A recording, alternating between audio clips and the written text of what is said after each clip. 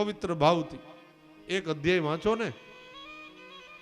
ઘરમાં જે હશે 2-4 જણા, એક દી નહીં આવે, બીજે દી નહીં આવે, ત્રીજે દી નહીં આવે, 15 દી નહીં આવે, 16મા દિવસથી એને એમ થાય કે આ રોજ વાહે પડી છે, કાંઈક તો સારું હશે તો જ પડી હશે, હાલને આપણે બેસીએ.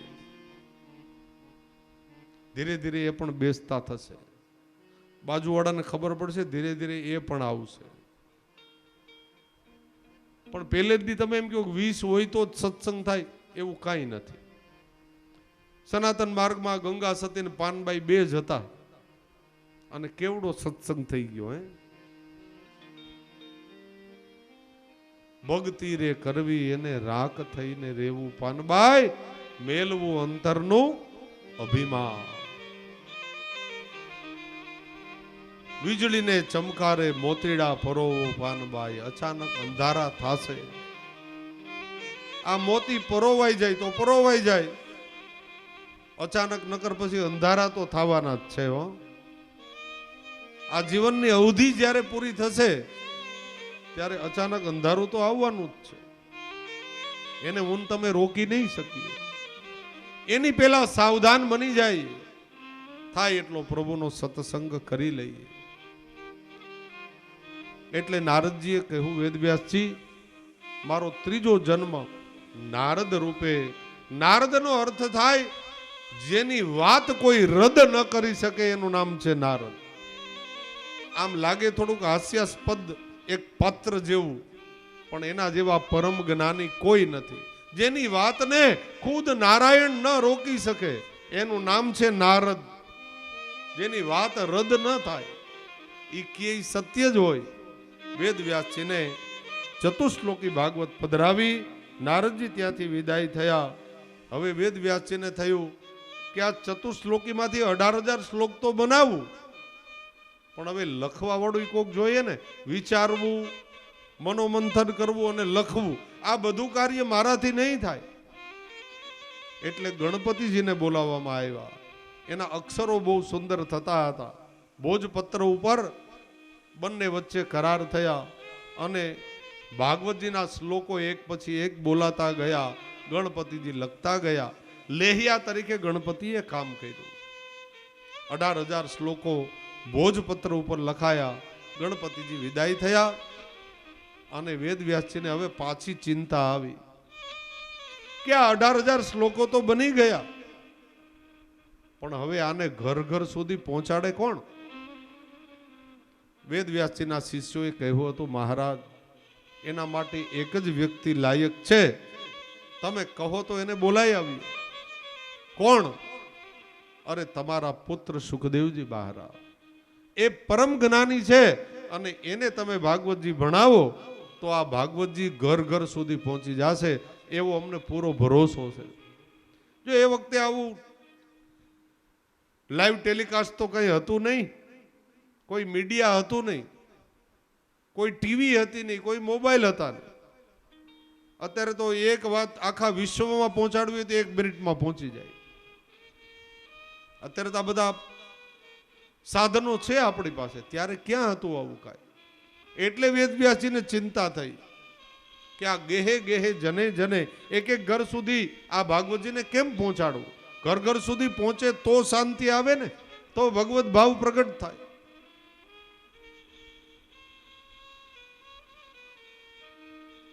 સુખદેવજી મહારાજને શોધ કરવા માટે 2 શિષ્યોને વેદવ્યાસજીએ તૈયાર કર્યા. પણ વેદવ્યાસજી કહે છે એ કેવી રીતે આવે સુખદેવ અહીંયા? તકલીફ એ હતી કે આ જે ગ્રંથ છે એ પ્રભુનો સાકાર સ્વરૂપનો ગ્રંથ છે. આ કયો ગ્રંથ છે? પ્રભુનો સાકાર સ્વરૂપ. હાલતા ચાલતા બોલતા ખાતા પીતા પ્રભુનો ગ્રંથ છે આ. ત્યારે સુખદેવજી મહારાજ એ નિરાકાર બ્રહ્મના ઉપાસક હતા. હવે નિરાકાર બ્રહ્મના ઉપાસક એને સાકાર બ્રહ્મમાં આરોહિત કરવા એ કેટલી અઘરી બાબત હતી. નિરાકારને માનવા વાળા સાકારને ન માને. આજે કેટલાય મહાત્માઓ એવા છે જે નિરાકાર બ્રહ્મને માને છે. એ મૂર્તિની પૂજા ન કરે, ભગવાનને ન માને. એ એમ કે નિરાકાર છે, કોઈ સાકાર હોય જ નહીં ભગવાન. તો અહીંયા સુખદેવજી મહારાજ એ નિરાકાર બ્રહ્મના ઉપાસક છે, એને સાકાર બ્રહ્મમાં તિરોહિત કરવાનું કામ કોણ કરી શકે? એટલે વેદ વ્યાસજીએ પોતાના 2 શિષ્યોને શ્રીમદ ભાગવતજીના 10મા સ્કંદના વેણુ ગીતના 2 શ્લોક ભણાવ્યા. જાઓ આ બોલતા બોલતા જાઓ એટલે સુખદેવજી મહારાજ એ નિરાકાર બ્રહ્મનો ઉપાસક સાકાર બ્રહ્મમાં એ તિરોહિત થશે, એમાં એનો ભાવ જાગૃત થશે. સુખદેવજી જે વનમાં તપ કરતા હતા, વેદ વ્યાસજીના શિષ્યો આ 2 શ્લોક બોલતા બોલતા જાય છે. પહેલા શ્લોકમાં પ્રભુના સ્વરૂપ માધુરીનું વર્ણન છે. પ્રભુ કેવા છે બાલકૃષ્ણજી? જ્યારે વર્ષા ઋતુ આવે, પ્રભુ ગાયો ચરાવવા માટે વૃંદાવનમાં જાય, એ વખતે પ્રભુનું કેવું સુંદર રૂપ છે, એ રૂપ માધુરીનું વર્ણન છે પહેલા શ્લોકમાં. બરહાપીડમ નટવરવપુ કર્ણયો કર્ણિકારમ બિબ્રદવાસ કનક કપીશમ વૈજયંતિમ ચ માલામ રંધ્રાન વેણો રધર સુધયા પૂરયાન ગોપવૃંદે વૃંદારણ્યમ સ્વપદરમણમ પ્રાવિશાદ ગીત કીર્તિ.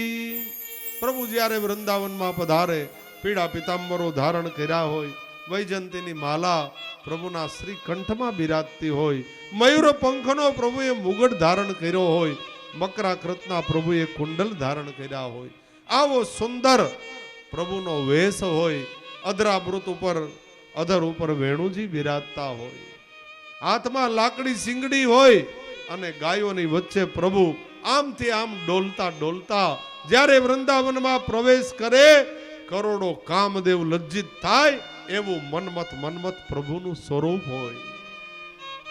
આવું પ્રભુનું વર્ણન સાંભળ્યું સુખદેવજીએ. નિરાકાર બ્રહ્મના ઉપાસક આજ ધીરે ધીરે સાકાર બ્રહ્મમાં લાલાહિત થવા લાગ્યા અને સુખદેવજી ઊભા થયા પોતાના સ્થાન ઉપરથી કે અરે આવો સુંદર ભગવાન કયો?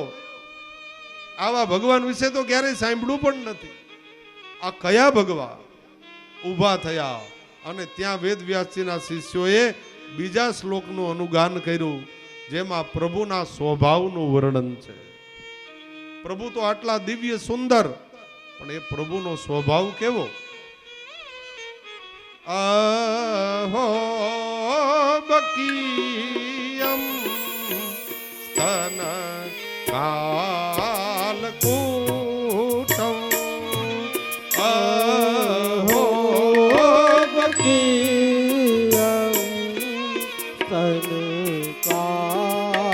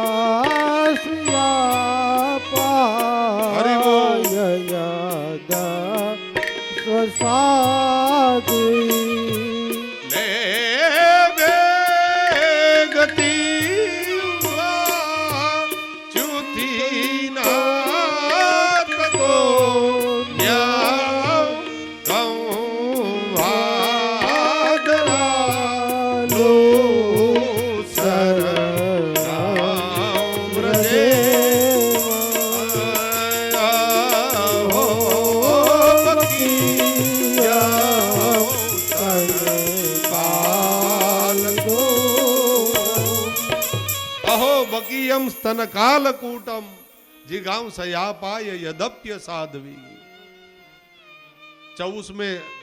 7મે દિવસે શ્રીમદ ગોકુલમાં જ્યારે પ્રભુ પ્રગટા પેલી રાક્ષસી પૂતના જ્યારે આવી, પ્રભુને મારવા આવી હતી ને પૂતના, તો હૈયામાં હળાહળ વિષ ભરીને પ્રભુને મારવા માટે આવી હતી. પ્રભુએ જોયું કે આ રાક્ષસી છે, પૂતના છે, મને મારવા આવી છે, મને વિષ પીવડાવવા આવી છે. છતાંય પ્રભુએ એના ઉપર કેવી કૃપા કરી. પ્રભુએ એ વિચાર કર્યો કે આ છે પૂતના, છે રાક્ષસી, મને મારવા આવી, પણ છતાંય એ મને સ્તનપાન કરાવવાની છે. સ્તનપાન કોણ કરાવે? માં હોય એ જ કરાવે ને સાહેબ. તો એક રીતે તો આ મારી માં થાય, એટલે તો માસી કીધા છે. માસી પૂતના આવે તો મારા માસી, માસી એટલે માથી એ અધિક. તો મારી માં યશોદાને તો હું ગૌલોક આપવાનો છું એના અંતના સમયે. તો આ માથી અધિક માસી છે, તો એને કયો લોક આપું? પ્રભુએ પોતાનો અક્ષર લોક આપી દીધો. આનાથી વધારે કૃપાળુ બીજા કયા પરમાત્મા હોય સાહેબ? પૂતના જેવી રાક્ષસીને પ્રભુ અક્ષર લોકનું દાન આપતા હોય, તો આનાથી વધારે કૃપાળુ બીજા કયા ભગવાન હોય? અહો બકીયમ સ્તનકાલકૂટમ જિગાંસયા પાય યદપ્ય સાધવી લેભે ગતિમ દ્વા ચ્યુતિનત તતોન્યમ કમવા દયાલુ શરણમ બ્રજેમાં. આવા દયાળુ પ્રભુના શરણમાં ન રહીએ તો બીજા કયા દયાળુ પ્રભુના શરણમાં જાશું?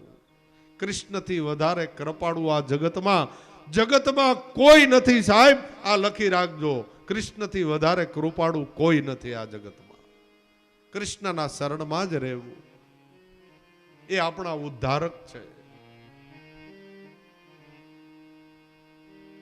અહીંયા સુખદેવજી મહારાજે આ બીજો શ્લોક સાંભળ્યો. વેદ વ્યાસજીના શિષ્યોની પાછળ દોટ મૂકી, મિત્રોને કહે, મિત્રો ઊભા રહો. વેદ વ્યાસજીના શિષ્યો ઊભા રહ્યા. સુખદેવજી કહે, મહારાજ આ તમે બંને શ્લોક બોલતા હતા, આ શ્લોક કયા ગ્રંથના છે, કયા પુરાણના છે? અરે મહારાજ એ તો શ્રીમદ ભાગવતજીના 10મા સ્કંદના વેણુ ગીતના શ્લોકો છે. આ બે જ છે કે વધારે છે? અરે મહારાજ આવા તો 18,000 છે. 18,000 બોલે. હા, તમે કોની પાસે શીખા? અરે અમે વેદ વ્યાસજીની પાસે. 18,000 તમને ભણાવશે, તમે આવો અમારી સાથે. વેદ વ્યાસજીના શિષ્યોની પાછળ સમયાપ્રાસ આશ્રમમાં પધાર્યા અને હવે બાપ બેટાની કથા શરૂ થાય છે. અહીંથી વેદ વ્યાસજી અને સુખદેવજી મહારાજનું ચરિત્ર શરૂ થાય. 18,000 શ્લોક વેદ વ્યાસજીએ સુખદેવજી મહારાજને ભણાવ્યા અને સુખદેવજી મહારાજે પોતાના હૃદયમાં ધારણ કર્યા. આ 18,000 શ્લોક ભાગવતજીની રચના અને એનો પ્રચાર પ્રસાર એ બધું કાર્ય અહીં પૂરું થયું. એટલે વેદ વ્યાસજીને હવે હૃદયમાં શાંતિ થઈ કે મારું કાર્ય એ મેં પૂરું કર્યું. એક વાતનો સંતોષ પ્રાપ્ત થયો, કારણ કે બાલકૃષ્ણ લાલના લીલા ચરિત્રો આલેખાને એટલે હવે હૃદયમાં સંતોષ આવ્યો. આ કથાની શરૂઆત ક્યાંથી થાય છે? ભાગવતજીની. જો હવે કથા શરૂ થાય છે ભાગવતજીનું, અહીંથી મંડાણ થાય છે. હવે કથા શરૂ થાય છે. સારંગ બનાવો એટલે કથા શરૂ કરીએ. આ કથાની શરૂઆત મહાભારતના કુરુક્ષેત્રનું મેદાન છે સાહેબ. ત્યાંથી આ કથા શરૂ થાય છે. આપણા ભારતની દિવ્ય 3 કથાઓ, એમાં એક આ ભાગવતજીની કથા, બીજી મહાભારતની કથા અને ત્રીજી ભગવદ ગીતા. આ 3 કથાનું મૂળ એ કુરુક્ષેત્રનું મેદાન જ છે. આ 3 દિવ્ય કથાઓનું મૂળિયું એ કુરુક્ષેત્રનું મેદાન. આ ભાગવતજીની કથા પણ કુરુક્ષેત્રના મેદાનથી જ શરૂ થાય છે. ચાલો આપણે પણ કુરુક્ષેત્રના મેદાન તરફ દ્રષ્ટિ કરીએ, જ્યાંથી આ કથાની શરૂઆત થાય છે. શ્રીમદ નારાયણ નારાયણ નારાયણ નારાયણ. શ્રીમદ નારાયણ નારાયણ નારાયણ નારાયણ.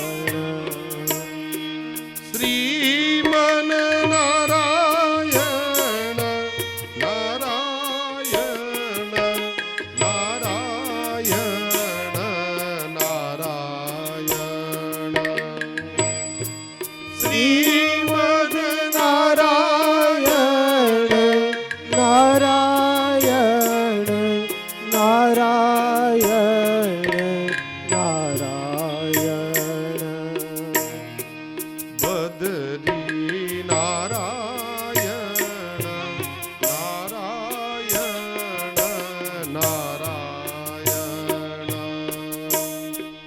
ભજતી નારાયણ નારાયણ નારાયણ શ્રીમન નારાયણ નારાયણ નારાયણ નારાયણ શ્રીમદ નારાયણ નારાયણ નારાયણ નારાયણ આ એ 18મો દિવસ હતો સાહેબ કુરુક્ષેત્રના મેદાનમાં. એ ગોજારો દિવસ, એ મહાભારતના યુદ્ધનો 18મો દિવસ. ત્યાંથી આ કથાની શરૂઆત થાય છે. મહાભારતનો એ ગોજારો દિવસ, 18મો દિવસ. હજારો લાખો નિર્દોષ લોકોની રક્ત રંજિત ખરડાયેલી લાશો પડી હતી સાહેબ એ કુરુક્ષેત્રના મેદાનમાં. 18મો દિવસ યુદ્ધનો પૂરો થઈ ગયો છે. ત્યાંથી આ કથા શરૂ થાય. એ 18મો દિવસ મહાભારતના યુદ્ધનો. કાંઈક દીકરીઓ વિધવા બની હતી સાહેબ. કાંઈક બહેનોના એકના એક ભાઈઓના માથા વગરના ધડ પડ્યા હતા. કાંઈક માતાઓના દીકરાઓ આ યુદ્ધમાં નિર્દોષ લોકો ખપી ગયા હતા. એકના એક લાડલા દીકરાઓ ખપી ગયા હતા. ઘણી બહેનો રાખડી બાંધવા માટે લાયક ન રહી હતી. ઘણી બહેનો ભર યુવાવસ્થામાં વિધવા બની હતી. જેમ જેમ સાંજનો સમય થતો હતો, સંધ્યાના રંગથી આખું આકાશ લાલ બન્યું હતું. અને મહાભારતની એ કુરુક્ષેત્રની ભૂમિ આવા નવ લોહિયાળ, નવ યુવાન, કેટલાય ક્ષત્રિયના દીકરાઓના એ લોહીથી માંસથી ખદબદતી હતી સાહેબ. લાખોની સંખ્યામાં આજ લાશના ઢગલાઓ પડ્યા. ગરધેણો આવી અને માંસના લોચા લઈને આકાશમાં ઉડે, ચિત્કાર કરે. આવું ભયંકર દ્રશ્ય છે એ 18મા દિવસનું કુરુક્ષેત્રનું, જ્યાં માંસ અને રુધિરના આજ લોચે લોચા ઉડે છે સાહેબ. ધીરે ધીરે સાંજનો સમય થયો. સૂર્યનારાયણ અસ્તાચલમાં ગયા. રેહા સેહા પાંડવો અને દ્વારિકાધીશ એમની છાવણીમાં ગયા. અને અહીંયા ગુરુનો પુત્ર હતો અશ્વત્થામા, દ્રોણાચાર્યનો દીકરો. એ કોનો મિત્ર હતો? દુર્યોધનનો મિત્ર હતો, કૌરવોનો. અશ્વત્થામાને મનમાં થયું કે હજી લગભગ તો કોઈ બચ્યું જ નથી કુરુવંશમાં, પણ રહ્યો સહ્યો એકાદો જો કોઈ કૌરવ જીવતો હોય તો ચાલ મારી છેલ્લી ફરજ હું અદા કરું, એને જલપાન કરાવું. એક હાથમાં ખડગ અને એક હાથમાં મસાલ લઈને લાશના ઢગલાઓ ઓળંતો ઓળંતો આગળ વધે અને બોલતો જાય, મહારાજ છત્રપતિ દુર્યોધનનો જય હો. આવું બોલતો જાય. ખબર છે કે બધા મરી ગયા, તોય મિત્રતા નથી મૂકી હો અશ્વત્થામા. એને એમ કે હજી કોઈ જીવતો હોય તો કદાચ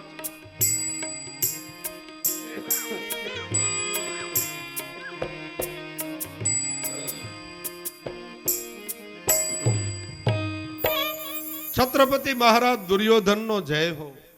આમ બોલતો બોલતો લાશના ઢગલાઓ ઓળંતો જાય. ધીરે ધીરે અંધકાર શરૂ થયો.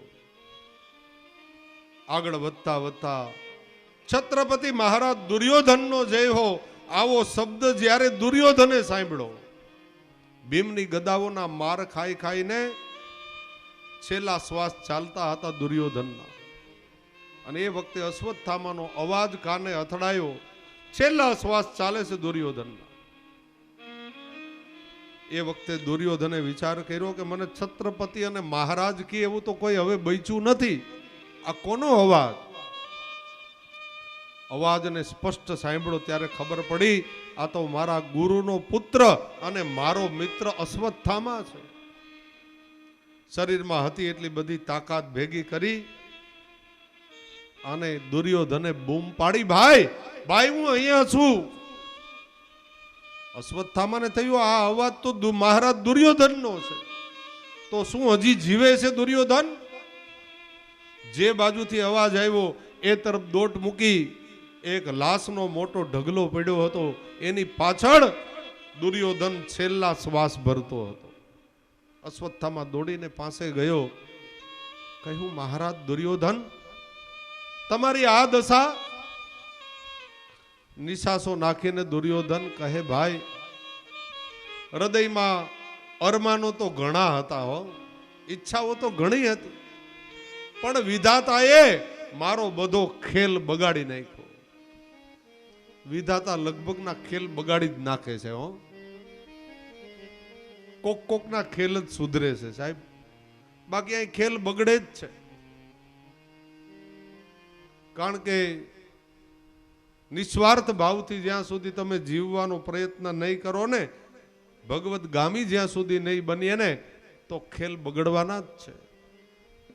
ભગવાનની ભક્તિ નહીં કરીએ તો ખેલ જરૂરથી બગડવાના. દુર્યોધન કે કેટલી ઈચ્છાઓ હતી, બધો ખેલ વિધાતાએ બગાડી નાખ્યો. અશ્વત્થામા કહે મહારાજ હવે તમારી પાસે સમય ઓછો બચ્યો છે, છેલ્લા શ્વાસ ચાલે છે, તમારી કઈ ઈચ્છા હોય તો બોલો.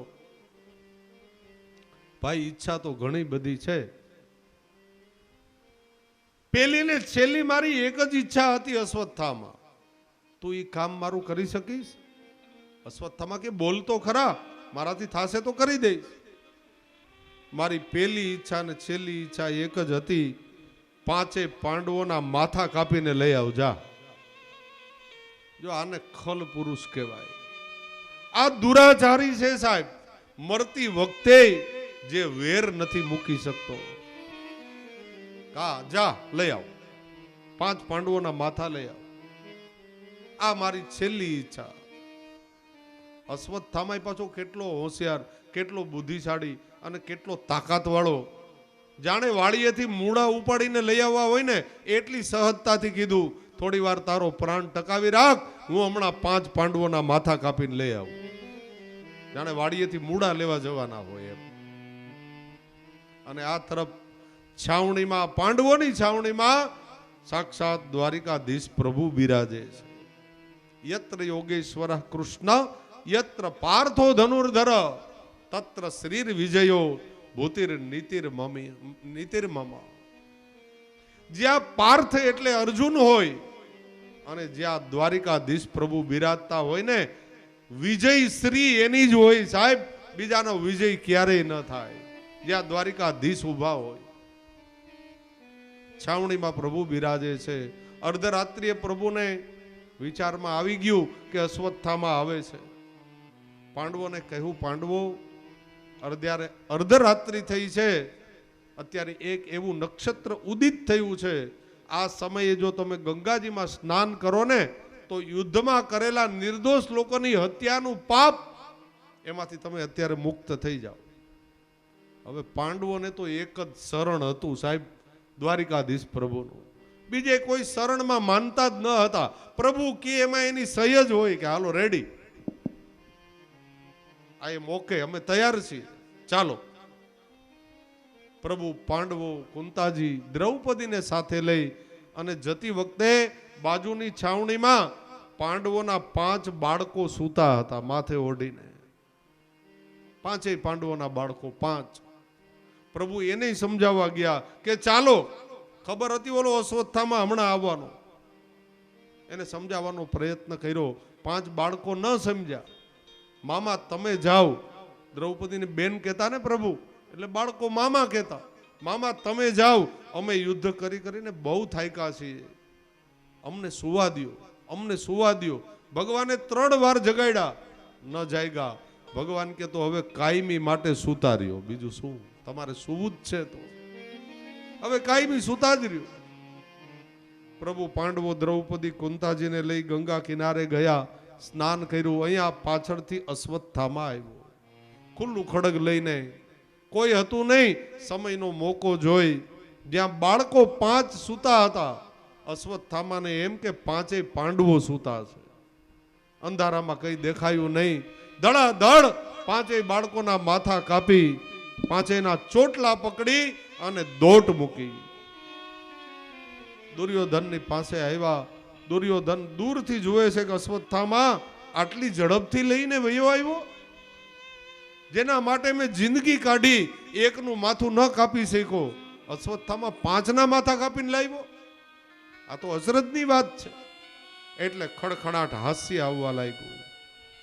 દુર્યોધનને એક વરદાન હતું કે તારું મૃત્યુ ત્યારે થશે જ્યારે હાસ્ય અને રુદન બે ભેગા થશે.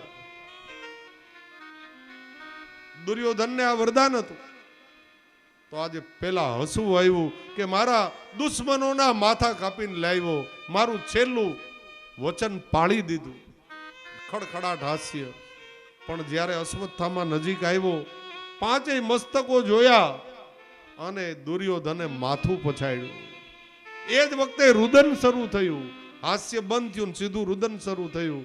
અશ્વત્થામાને કહે, ભાઈ મેં તને કોના માથા કાપીને લાવવાનું કહ્યું હતું? મારે કાયમી વેર પાંડવોની સાથે હતું. પાંડવોના નિર્દોષ બાળકો સાથે મારે કોઈ વેર ન હતું. આ તો અમારા કુટુંબના રહ્યા સહા મૂડિયા કાપીને તું લઈ આવ્યો. ભાઈ આ તો બાળ હત્યાનું પાપ કર્યું અને એનો અધિકારી હું પણ બનીશ. ત્યારે અશ્વત્થામાને ખબર પડી કે આ 5 પાંડવોના નહીં, આ એના બાળકોના માથા કાપીને લઈ આવ્યો. 5નો ત્યાગ કરી અહીંયા દુર્યોધનનું મૃત્યુ આવી ગયું. હાસ્ય અને રુદન બંને ભેગા થયા. એ જ વખતે આત્મા ગતિ કરી ગયો અને અશ્વત્થામાને ખબર પડી ગઈ, હવે મને કોઈ નહીં બચાવે, હવે દ્વારિકાધીશને અર્જુન મને મારી નાખશે. એટલે ત્યાંથી માંડ્યો ભાગવા. અહીંયા દ્વારિકાધીશ પ્રભુ 5 પાંડવોને સ્નાન કરાવી પુનઃ પોતાની છાવણીમાં લઈ આવ્યા. અર્જુન બાળકોની છાવણીમાં પ્રવેશ કરતો હતો. દ્વારિકાધીશે બાવડું પકડ્યું, ઉભો રહે. એટલો બધો ઉતાવળો થામા.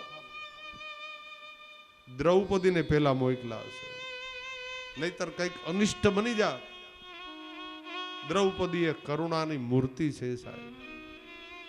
જ્યારે છાવણીમાં પ્રવેશ કર્યો, પોતાના 5 બાળકોના ધડ મસ્તક વગરના જોયા. એ ભારતની દીકરીની કઈ દશા થઈ છે વિચાર તો કરો સાહેબ. ભયંકર ચીસ પાડી, ભયંકર ચીસ પડી ગઈ.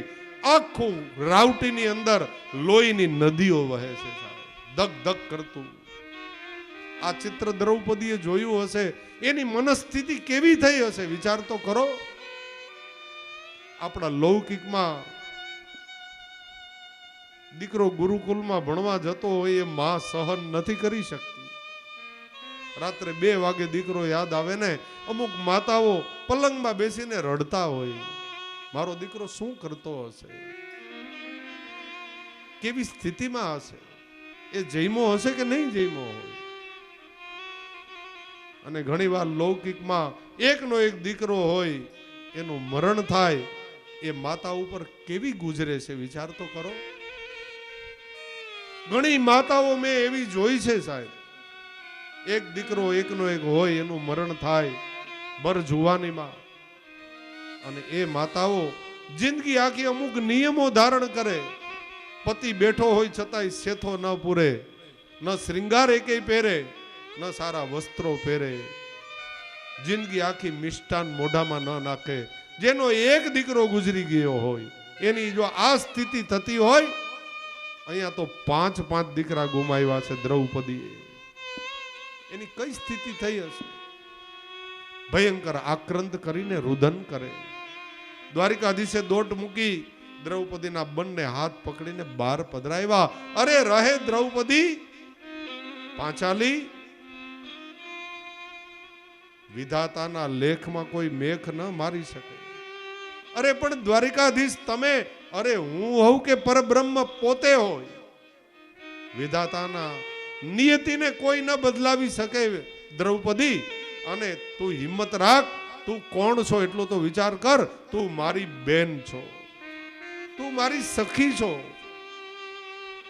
દ્વારકાધીશની સખી આવી હોય, રડવા માંડે એવી, માથા ઉપર હાથ ફેરવીને ખૂબ સાંત્વના આપી, દ્રૌપદીને છાના રાખ્યા.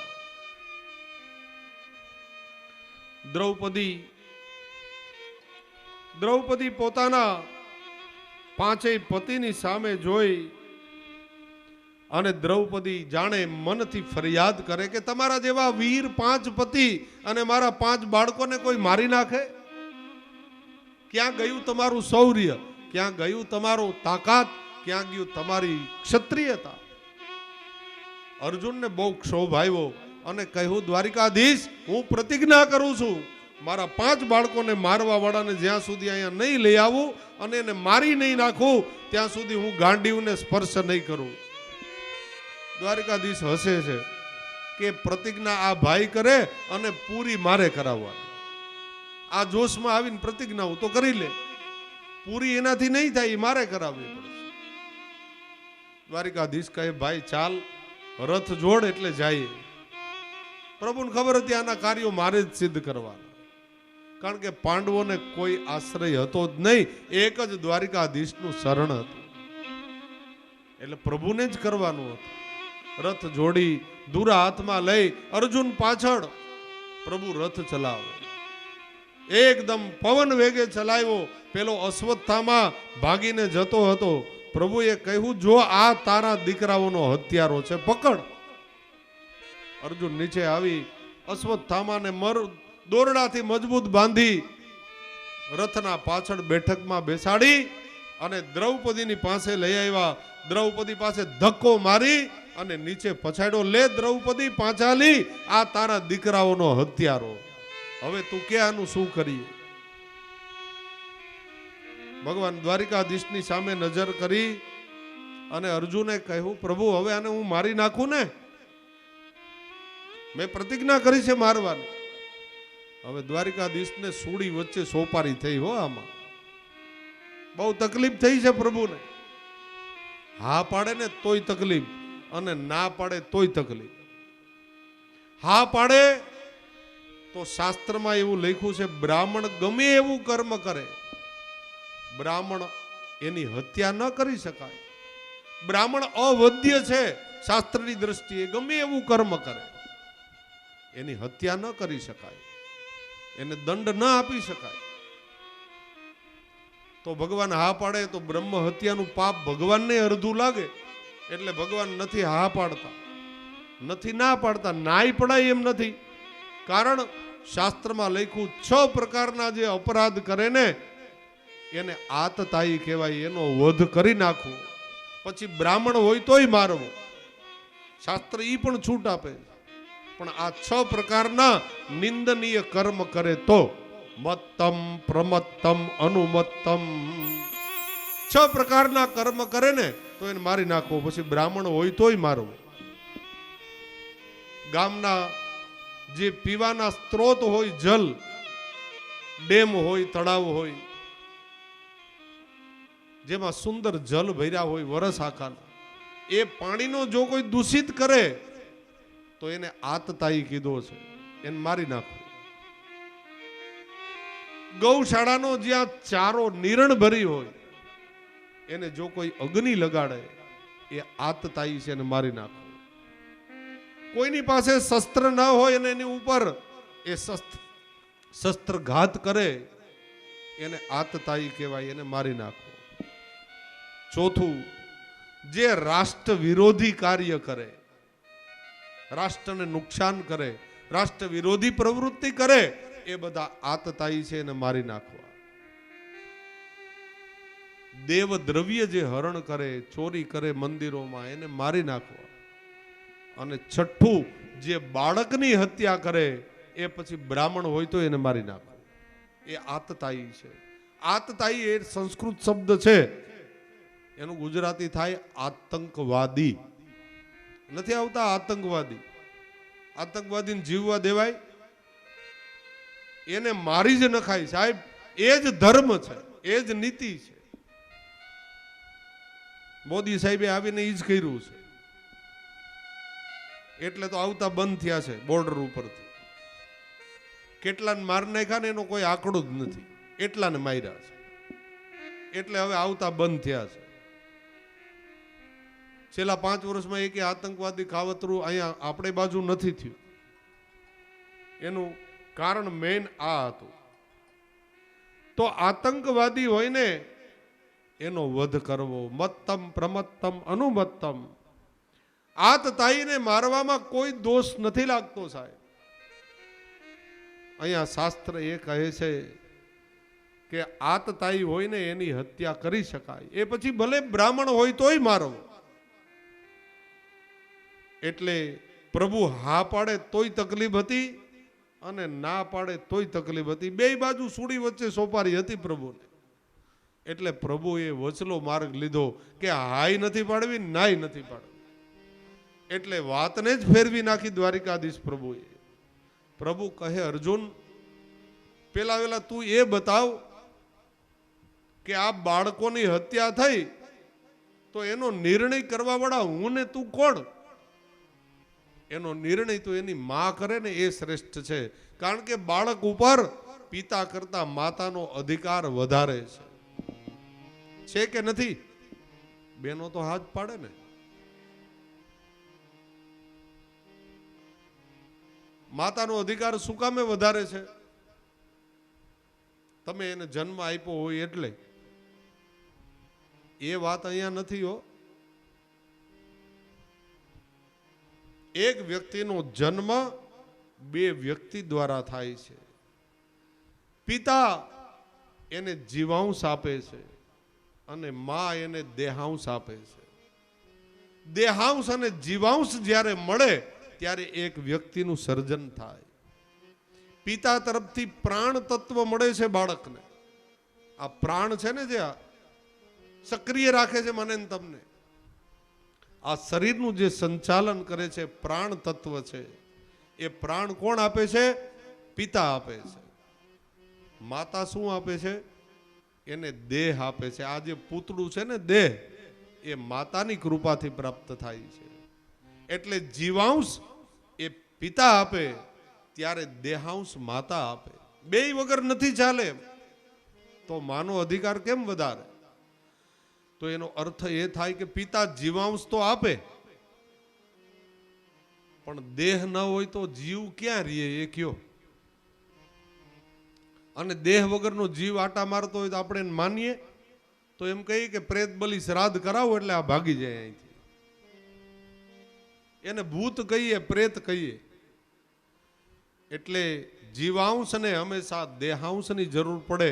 એટલે અહીંયા દ્વારિકાધીશ પ્રભુ કહે છે અર્જુન, તારા કરતાંય વધારે અધિકાર દ્રૌપદીનો છે. એ નિર્ણય કરીને કે ને એ બરાબર. ઈ કે મારી નાખ તો મારી નાખ, ને એમ કે છોડી દે તો છોડી દે. ભગવાન વચ્ચેથી છટકી ગયા, હળવેકથી પાતળી ગળીમાંથી હો છટકી ગયા. ભગવાન કે આમાં મારે શું કામ પડવું જોઈએ તારા કામમાં? પ્રભુ કહે છે દ્રૌપદી પાંચાલીને, પાંચાલી તું નિર્ણય આપ. અને અહીંયા જે દ્રૌપદી પાંચાલીએ જે નિર્ણય આપ્યો છે ને સાહેબ, લાજવાબ નિર્ણય છે. આવો નિર્ણય જગતમાં કોઈ સ્ત્રી ન આપી શકે. તમારા બાળકને કોઈ થપ્પડ મારી હોય ને બાજુવાળાએ, તમારી જિંદગી પૂરી થાય ને ત્યાં સુધી તમે એ ભૂલતા નથી. ભૂલો છો? નહીં ભૂલાય. એ દીકરો 70 નો થઈ જશે ને તમે 100 ના થઈ જાવ ને તે દિવસે તમને યાદ હોય કે બાજુવાળા કરમસિંહ ભાઈએ મારા છોકરાને થપ્પડ મારી હતી. માનો એવો રુજુ સ્વભાવ છે, એ ભૂલી નથી શકતી. તો જેણે 5 બાળકો માર્યા હોય એ માં ભૂલી જાય? છતાંય દ્રૌપદીને ધન્યવાદ આપવો પડે સાહેબ. હવે જે દ્રૌપદી જે શબ્દો બોલી છે ને સાંભળવા જેવા. સામુચ્યતા મેસો બ્રાહ્મણો નિતરામ ગુરુ મુચ્યતા મેસો બ્રાહ્મણો નિતરામ ગુરુ. હે દ્વારિકાધીશ પ્રભુ હું તો વિનંતી કરું છું, મુચ્યતામ મુચ્યતામ. અર્જુન છોડી દો એ બ્રાહ્મણના દીકરાને છોડી દો. અરે લાખ લાખ ધન્યવાદ દેવા પડે આ દ્રૌપદી પાંચાલીને સાહેબ, જેના 5 દીકરાઓની હત્યા કરી અને છતાંય દ્રૌપદી જો એમ કહેતી હોય મુચ્યતામ મુચ્યતામ, છોડી દો એ બ્રાહ્મણના દીકરાને છોડી દો. અર્જુન કહે પણ આ તારા દીકરાઓનો હત્યારો છે, બોલે ભલે હોય. અર્જુન એક વાત સાંભળો, યાદ કરો એ તમારા બચપનના દિવસો, એ ગુરુકુલના દિવસો. આ એ જ ગુરુનો દીકરો છે મહારાજ, જે ગુરુએ પોતાના સગા દીકરાને બ્રહ્માસ્ત્રની વિદ્યા ન ભણાવી અને એ બ્રહ્માસ્ત્રની વિદ્યા અર્જુન તમને ભણાવી હતી. તમારા પ્રત્યે કેટલો પક્ષપાત હતો દ્રોણાચાર્યજીને. સૌથી વધારે પ્રેમ કરતા હતા અર્જુનને, કારણ કે એમાં એવી નિપુણતા હતી. પોતાના સગા દીકરાને એ વિદ્યા ન ભણાવી અને દ્રોણાચાર્યજીએ બ્રહ્માસ્ત્રની વિદ્યા અર્જુનને ભણાવી. એ ઋણ તમે કાં ભૂલી જાવ ગુરુનું? આ એ જ ગુરુનો દીકરો છે મહારાજ. અને બીજી વાત, આ બ્રાહ્મણનો દીકરો છે. બ્રાહ્મણ અવધ્ય છે, એને મરાય નહીં તો તમે બ્રહ્મ હત્યાથી ખરડાશો મહારાજ, તમારું પુણ્ય જતું રહેશે. ત્રીજી વાત, એની માનો એકનો એક આધાર છે. આ એની માં વિધવા છે. દ્રોણાચાર્યજીનું નિધન થયું મહાભારતના યુદ્ધમાં. કૃપી એની માનું નામ હતું, કૃપી. એ એકલી છે, વિધવા છે, એનો એકનો એક આધાર છે. જો અશ્વત્થામાય મરશે ને, એ બ્રાહ્મણની દીકરીના નેત્રમાંથી જો આંસુડા આ પૃથ્વી ઉપર પડશે ને, તો પૃથ્વી નિર્વિયા બની જશે મહારાજ. માટે એને છોડી દો. આ છે દ્રૌપદીની સુદબુદ્ધ, આ છે દ્રૌપદીની બુદ્ધિ. દ્વારિકાધીશ રાજી થયા. દ્રૌપદીના વાહમાં 2 થપ્પા માર્યા. વાહ મારી બેન વાહ. દ્વારિકાધીશની સખી આવી જ હોય. તને ધન્ય છે દ્રૌપદી, તારા ત્યાગને, તારા બલિદાનને હું માથે ચડાવું. દ્વારિકાધીશનું બેન એમનેમ થવાય સાહેબ, જેમાં કોઈ બદલો લેવાની ભાવના ન હોય. દ્વારિકાધીશ રાજી થયા. ધન્ય છે દ્રૌપદી તને. દ્રૌપદી પાંચાલીને તો અહીંયા અર્જુને કહ્યું, મહારાજ તો મેં જે પ્રણ લીધો છે, સંકલ્પ કર્યો આને મારી નાખવાનો, એ મારા વચનનું શું થશે? ભગવાન કે શાંતિ રાખ, એનો વચલો માર્ગ બતાવું. અશ્વત્થામાને જન્મજાત મણિ હતો. ભગવાને કીધું આ મણિ કાઢી લે.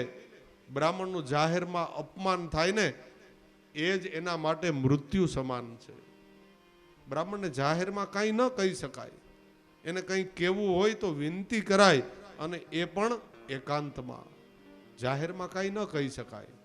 બ્રાહ્મણનું જો અપમાન થાય તો જાહેરમાં તમે એની હત્યા બરાબર પાપ લાગે. એટલે અહીંયા પ્રભુ કહે છે એની મણિ કાઢી લે, એટલે એના મૃત્યુ સમાન જ છે. તારી જે પ્રણ છે, તારી પ્રતિજ્ઞા છે, એ પણ પૂરી થશે. મણિ કાઢ્યો, વિરૂપ બનાવી અશ્વત્થામાને એ તગડી મૂક્યો. કહ્યું કે તું જા. એને ત્યાંથી ચાલતો થયો અશ્વત્થામા, પણ મનમાં હજી વેર ભાવના નથી ગઈ અશ્વત્થામા. અર્ધ દગ્ધ શીખેલી બ્રહ્માસ્ત્રની વિદ્યા છુપાઈને ભણ્યો હતો પોતાના પિતા પાસેથી. એના પિતાએ એને ભણાવ્યો નહોતો, પણ બીજાનું અનુકરણ કરીને અર્ધ વિદ્યા શીખો હતો.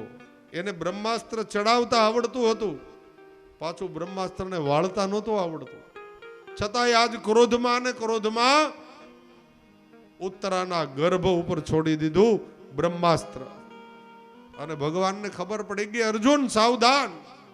પ્રભુ હવે શું? અરે જો આ બ્રહ્માસ્ત્રનું અનુસંધાન કર્યું, હમણાં આખા જગતને બાળી નાખશે, તને મને બાળી નાખશે. બ્રહ્માસ્ત્રમાં તો આ તાકાત છે. તો હવે શું કરીએ? અરે તું બ્રહ્માસ્ત્રનું અનુસંધાન કર અને એને પાછું વાળ. અર્જુન આ ક્રિયા કરે એની પહેલા તો બ્રહ્માસ્ત્ર ઉત્તરાના ગર્ભ સુધી પહોંચ્યું છે સાહેબ. ઉત્તરા એટલે અભિમન્યુની પત્ની અને અર્જુન અને ધર્મરાજાના દીકરાની વહુ, એની પત્ની ઉત્તરા અતિ ભય વિહવલ થઈ ગઈ. આખું શરીર બળવા લાગ્યું. ગર્ભમાં પરીક્ષિત રાજા છે સાહેબ. એની રક્ષા હવે કોણ કરે? દ્વારિકાધીશના ચરણમાં આવી. ઉપલે ભે વિવિધાયંતિમ ઉત્તરા ભય વિહવલામ પાહી પાહી મહાયોગિન દેવ દેવ જગતપતે. ઉત્તરા ભયભીત થઈ વિહવલ બની. નાન્યત પદ ભયમ અભયમ તે મૃત્યુ પરસ્પરમ.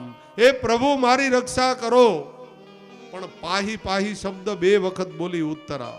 પાહી પાહી મહાયોગિન.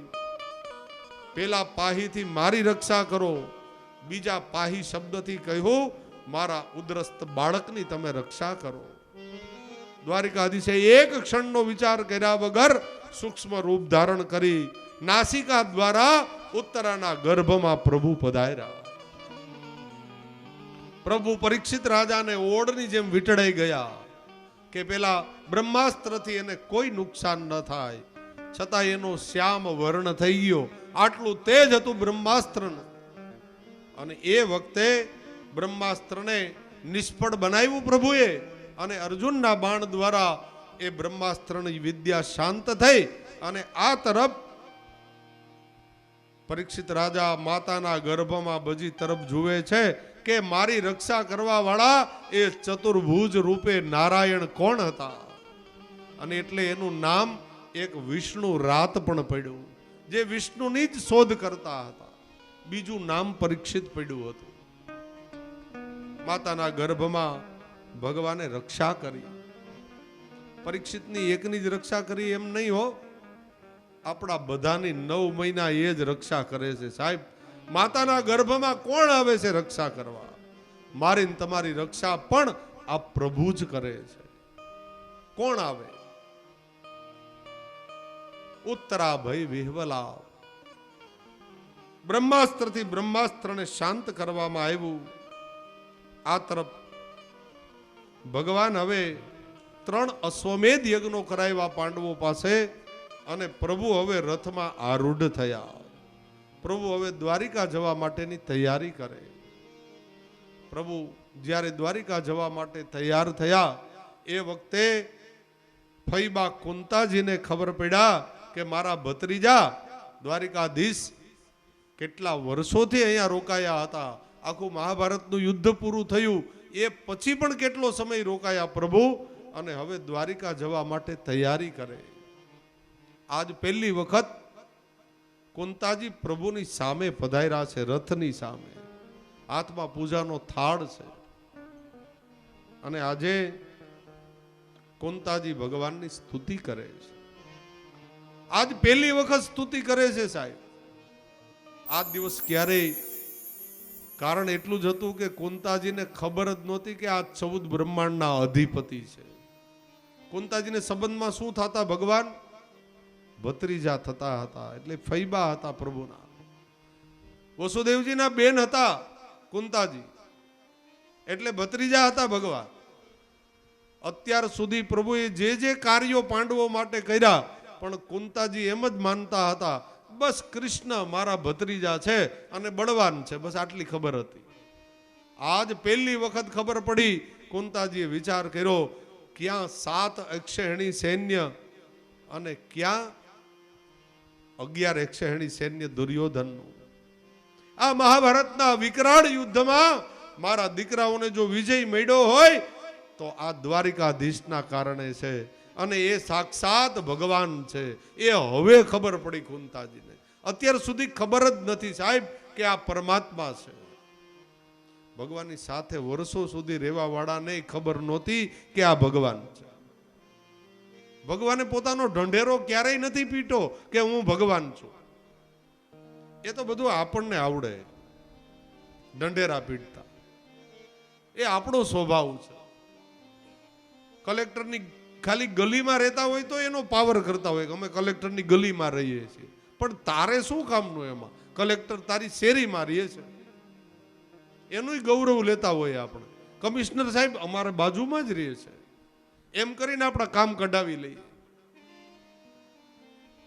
અહીંયા પ્રભુએ ક્યારેય એમ નથી બોલ્યા કે હું ઈશ્વર છું, હું ભગવાન છું. આવું ભગવાન ક્યારેય નથી બોલ્યા સાહેબ. એની નજીકમાં રહેવા વાળા એના જ મિત્રોને છેલ્લે સુધી ખબર નથી પડી કે કૃષ્ણ એ ભગવાન છે. નથી ખબર પડી. ભગવાને એવું ક્યારેય જણાવવા જ નથી દીધું. અને આપણને તો થોડીક પ્રભુતા મળે ને, કોઈને શાંતિ ન લેવા દે આજુબાજુ વાળાને. હો, થોડોક પદ મળે, સત્તા મળે, અધિકાર મળે, એનો પૂરેપૂરો ઉપયોગ કરી લઈએ. આવું કરીએ છીએ કે નહીં? ન કરતા હો તો પ્રભુની કૃપા. પણ આ જગતમાં તુલસીદાસજી કહે છે, હું નથી કહેતો, જેને પ્રભુતા મળે, જેને સત્તા મળે, જેને કાંઈક પદ મળે અને એને અભિમાન ન આવે એવું હજી સુધી બન્યું નથી. અને જો ન આવે તો સમજવું કે શ્રી ઠાકોરજીની તમારા ઉપર કૃપા છે. એ ન આવે એમાં જ આપણું કલ્યાણ છે. અહીંયા કુંતાજી સામે પધાર્યા અને કહે છે, પ્રભુ હવે મારી સ્તુતિને તમે સાંભળો બરાબર. પ્રભુ કે, ફૈબા તમારે મારી સ્તુતિ કરવાની હોય કે મારે તમને પગે લાગવાનું હોય? કુંતાજી કહે, પ્રભુ હવે બસ રાખો તો સારી વાત છે. અત્યાર સુધી તો ન ઓળખી શકી. અત્યાર સુધી તો મેં તમને મારા ભત્રીજા જ ગણ્યા. આજ પહેલી વખત ખબર પડી કે તમે મારા યજ્ઞ પુરુષ સાક્ષાત ભગવાન બિરાજો છો. માટે પ્રભુ હવે મને કહેવા દો, આજ મને સ્તુતિ કરી લેવા દો. નમસ્યે પુરુષત્વમ અધીશ્વરમ પ્રકૃતે પરમ અલક્ષ્યમ સર્વભૂતાનામ અંતર બહિર્વ્યવસ્થિતામ.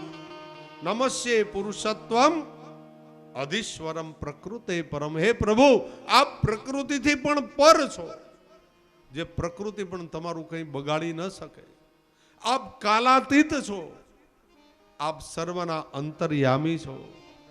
પ્રભુ મને કહેવા દ્યો, અલક્ષ્યમ સર્વભૂતાનામ અંતર બહિર્વ્યવસ્થિતો. આપ પ્રાણી માત્રના પ્રાણપતિ છો. પ્રભુ હવે હું તમને ઓળખી ગઈ છું. હવે તમે મને છુપાવો માં. હવે હું તમને ઓળખી ગઈ છું, આપ કોણ છો. પ્રકૃતિ પરમ. અને પછી પોતાનો સંબંધ તો બતાવ્યો જો. ફઈબા હું તમારા થાવ છું એ તો કહી જ દીધું કુંતાજીએ. તમે ભલે ભગવાન હો પણ મારા તો ભત્રીજા છો. એ સંબંધ પાછા ભૂલી ન જાતા. નકર કાપડા બંધ થઈ જાય ને ફઈબાના. એટલે કાપડા બંધ નથી કરવા. એટલે કુંતાજી પોતાના સંબંધને પણ બતાવે છે. કૃષ્ણાય વાસુદેવાય દેવકી નંદનાય ચ. હે કૃષ્ણ, તમે મારા મોટા ભાઈ વસુદેવ અને દેવકીના પુત્ર છો. એ ભૂલી ન જાતા. અને પછી કહ્યું, નંદ ગોપ કુમારાય ગોવિંદાય નમો નમ. તમે નંદ અને યશોદાના લાલન પાલનથી મોટા થયેલા છો. પ્રભુ આપે ગાયો ચારી એટલે આપ ગોવિંદ પણ છો. અને પછી કહ્યું, નમઃ પંકજનાભાય નમઃ પંકજમાલિને. જો હવે સ્તુતિ કરે છે પ્રભુની. પણ કુંતાજીએ સ્તુતિ કરવામાં આખા સાહિત્યને આમ અવડું સવડું કરી દીધું. નહીતર આપણી ભારતીય સંસ્કૃતિની પરંપરા છે, વ્યાકરણની પરંપરા છે કે સ્તુતિની શરૂઆત કાં તો મુખારવિંદથી થાય અને કાં ચરણારવિંદથી થાય. અહીં કુંતાજી સાવ નવું લઈ આવ્યા. નાભી કમળથી સ્તુતિની શરૂઆત કરી.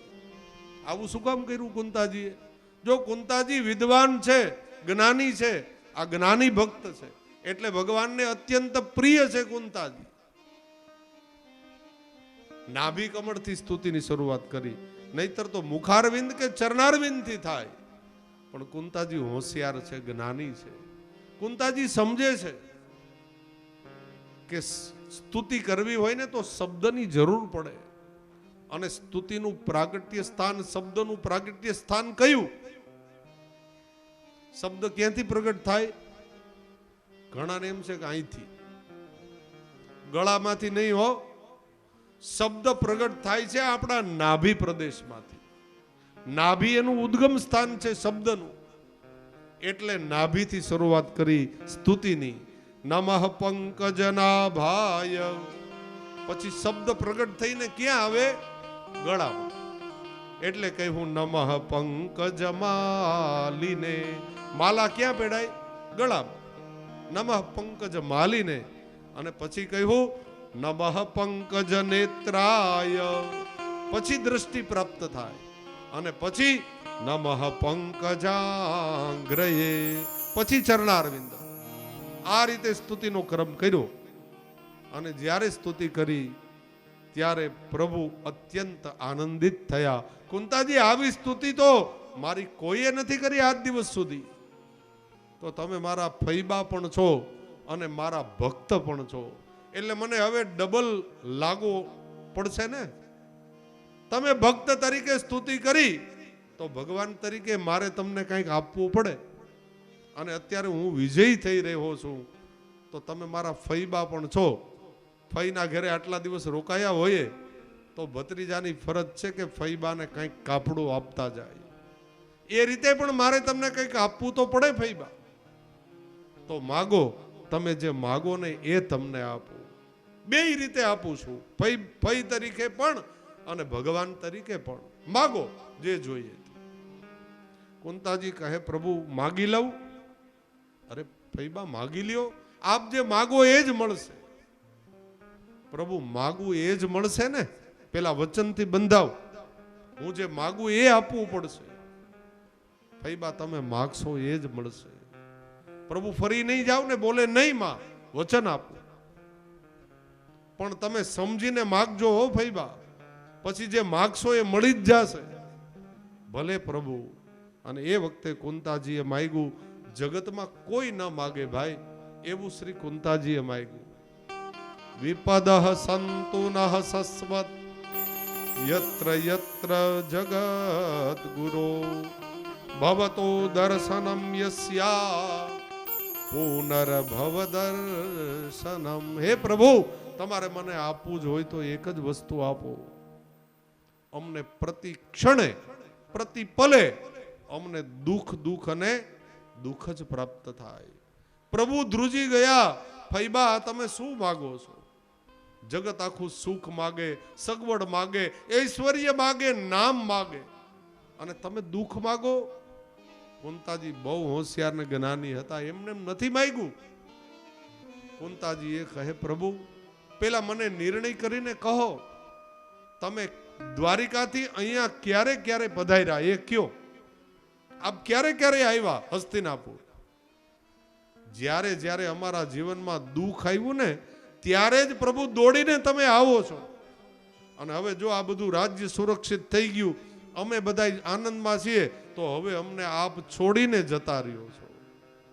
પ્રભુ તમને ખબર હોય કે ના હોય, એક છેલ્લી વિનંતી કરી દઉં. પ્રભુ અમે તમને અત્યંત પ્રેમ કરીએ છીએ. તમારા વગર અમારે જીવવું એ અશક્ય છે. એટલે માગું છું કે કારણ કે જ્યારે દુઃખ હોય ને ત્યારે જ તમે પધારો છો. તો હું તો માગું છું પ્રતિ ક્ષણે મને દુઃખ પ્રાપ્ત થાય કે પ્રભુ તમે અહીંયા જ બિરાજો. કુંતાજી કેટલા વિદ્વાન છે, કેટલા જ્ઞાની છે. વા સુખ પર પથ્થર પડો, જો આવે હરી જાય. બલિહારી વા દુઃખ કી પલ પલ નામ જપાય. સુખ છે ને એ ઉન્માદની હવા છે સાહેબ. સુખ જ્યારે આવશે ને ધીરે ધીરે પ્રભુ જીવનમાંથી વયા જશે. બલિહારી દુઃખની છે. એ જ્યારે હોય ને, મૂંડિયું ગુમડું થયું હોય સાથળમાં, અને પછી સબાકા આવતા હોય ભયંકર, આખી રાત હે હરી થાય કે ના થાય? હે પ્રભુ, હે